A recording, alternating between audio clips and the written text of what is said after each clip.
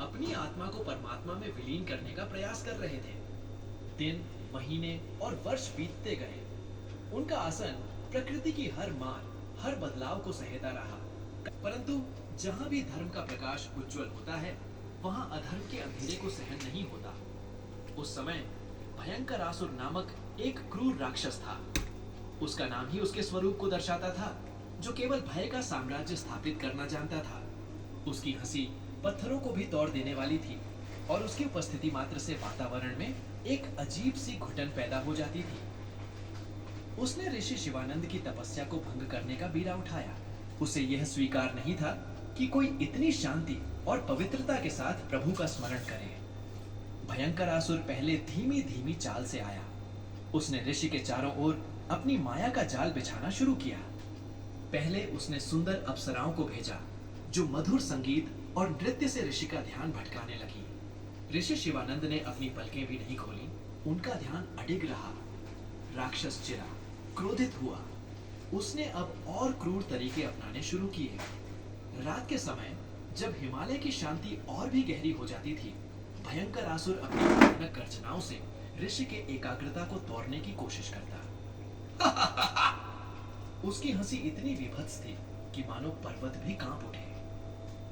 कभी वह डरावने स्वप्न दिखाता, ऋषि को अपने प्रियजनों को कष्ट में, अपनी सालों की तपस्या को राख होते हुए दिखाता।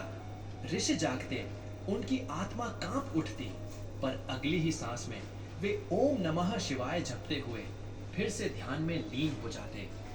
उनके चेहरे पर पसीने की बूंदें कभी कभी आंसुओं की बूंदों के साथ घुल मिल जाती थी, पर वे रुकते न मानो। यह सिलसिला महीनों तक चलता रहा। भयंकर आसुर ने ऋषि के शरीर पर भी प्रहार करना शुरू किया।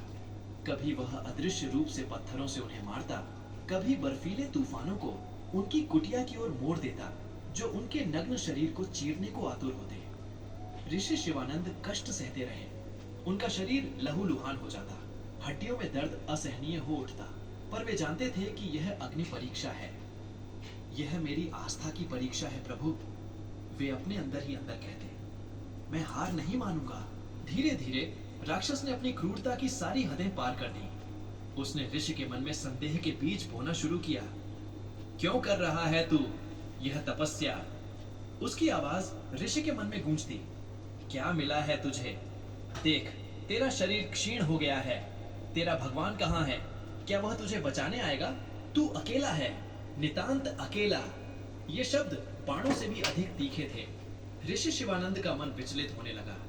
उनकी आंखों के सामने से अंधकार हटने लगा था, पर अब यह और भी घना हो चला था। उन्होंने अपनी तपस्या में इतनी ऊर्जा लगा दी थी कि शारीरिक और मानसिक रूप से वे पूरी तरह से टूट चुके थे। एक दिन भयंकर आसुर अपनी सारी शक्ति के साथ प्रकट हुआ। उसका विशाल काला स्वरूप, लाल आंखें, नुकीले दांत और हाथ में एक विशाल गदा, सब कुछ इतना डरावना था कि ऋषि के प्राण सूखने लगे। शिवानंद, राक्षस दहाड़ा, आज तेरी तपस्या का अंत है।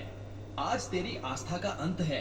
मैंने कहा था तू अकेला है, कोई नहीं आएगा तुझे बचाने।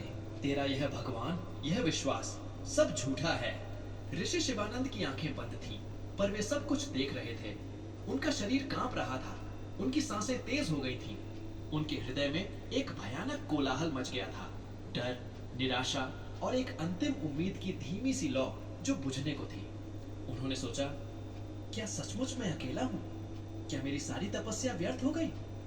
उनके भीतर एक चीख उठी, हे प्रभु, हे शक्ति, कहां हो तुम? उनका गला सूख चुका था, आवाज नहीं निकल रही थी, आंखों में अश्रुधारा बह निकली। ये आंसू सिर्फ शारीरिक कष्ट के नहीं थे, ये मन की उस पराकाष्ठा के आंसू थे जब मनुष्य सब कुछ हार जाता है, जब उसे लगता है कि अब कोई सहारा नहीं। उनकी नम आंखों से एक अंतिम प्रार्थना, एक अंतिम पुकार निकली। वह पुकार किसी मंत्र या स्तुति की नहीं थी। वह पुकार एक बच्चे की थी जो मां से अपने भय को हरने के लिए बिलख रहा हो। उन्होंने अपनी अंतिम शक्ति बटोरकर अपने रोम रोम से, अपनी आत्मा के हर कण से मां कालरात्रि का स्मरण किया। मां, हे मेरी मां, मेरी रक्षा करो। इस अंधकार से, इस भय से मुझे मुक्ति दो। मैं अब और सह नहीं सकता। जैसे ही मां शब्द उनके कंठ से, उनकी आत्मा से निकला, वातावरण में एक अद्भुत, अविश्वसनीय परिवर्तन आया, भयंकर आसुर की गर्जना अचानक थम गई।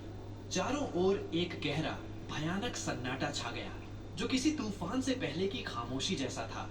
और फिर एकाएक आकाश में एक विद्युत कौंधी इतनी प्रचंड कि आंखें चौंधिया गईं। यह बिजली की चमक नहीं थी, यह किसी दिव्य शक्ति का प्राकट्य था। हिमालय की बर्फीली चोटियां भी इस प्रकाश से आलोकित हो उठी। सहसा आकाश चीरते हुए एक अग्निमय, भीषण और अविश्वसनीय रूप प्रकट हुआ। वह कोई और नहीं, स्वयं मां कालरात्रि थी। उनका स्वरूप कैसा था, शब्दों में वर्णन करना असंभव है। उनका वर्ण अंधकार के समान काला था, पर उनकी आंखों से ऐसी अग्नि प्रस्फुटित हो रही थी जो काल को भी भस्म कर दे।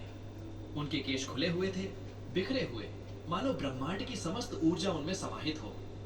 कंठ में विद्युत की माला और उनके चार भुजाओं में खड्ग, त्रिशूल, लौह दंड और वर मुद्रा सुशोभित थी।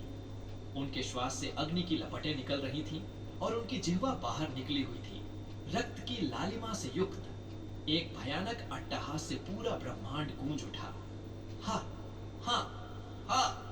यह हंसी भयंकर आसुर की हंसी से बिल्कुल विपरीत थी।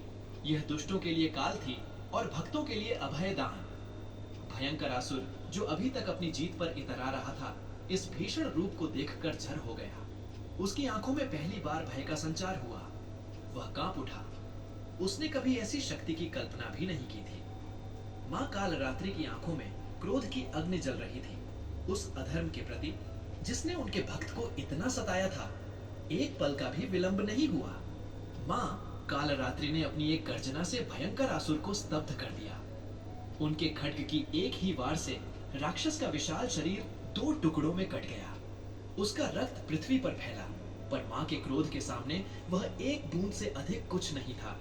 भयंकर आसुर का अंत हो चुका था। उसकी क्रूरता, उसका दंभ, उसका भय का साम्राज्य सब एक पल में राख हो गया। ऋषि शिवानंद ने आंखें खोली। उनकी आंखों में अभी भी भय के आंसू थे, पर सामने का दृश्य देखकर वे अवाक रह गए।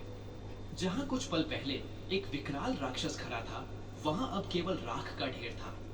और उनके सामने साक्षात मां कालरात्रि।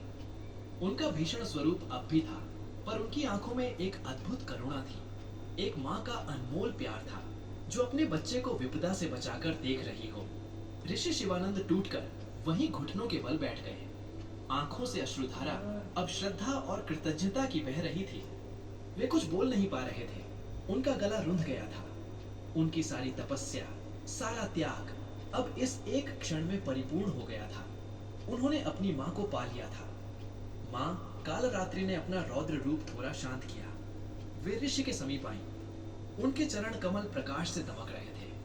अपने एक कोमल हाथ से, जो अभी कुछ पल पहले खड्ग धारण किए था, उन्होंने ऋषि शिवानंद के सिर को सहलाया। मां का स्पर्श, वह स्पर्श ऐसा था जैसे जन्मों की तपस्या का फल मिल गया हो, जैसे सारे कष्ट, सारी पीड़ा एक पल में मिट गई हो। मां की वाणी गूंजी, मेरे बच्चे, मेरे प्यारे शिवानंद, भय से मत डरो, मैं तुम्हारे हर अंधकार में साथ हूं। उनकी आवाज वज्र के समान होने के बावजूद ऋषि के कानों को अमृत सी लगी। तुम्हारी आस्था, तुम्हारी पुकार मेरे हृदय तक पहुंची थी। यह संसार, यह जीवन भय से भरा है,